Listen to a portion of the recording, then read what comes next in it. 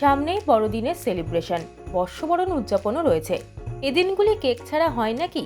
তবে এবার নাকি কেকের দাম 20% বাড়ছে।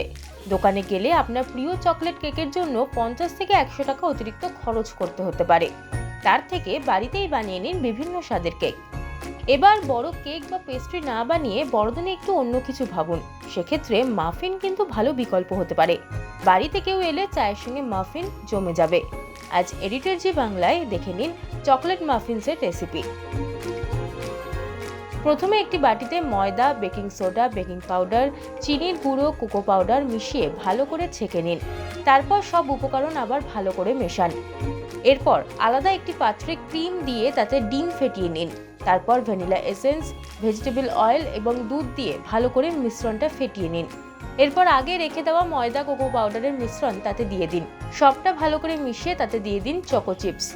এরপর মিশ্রণ থেকে বড় 2 চামচ করে প্রতিটা মাফিন মোল্ডে ঢেলে প্রিহিটেড ওভেনে 180 ডিগ্রি সেন্টিগ্রেডে 50 থেকে 30 মিনিট বেক করে নিলেই তৈরি হয়ে যাবে চকলেট মাফিনস।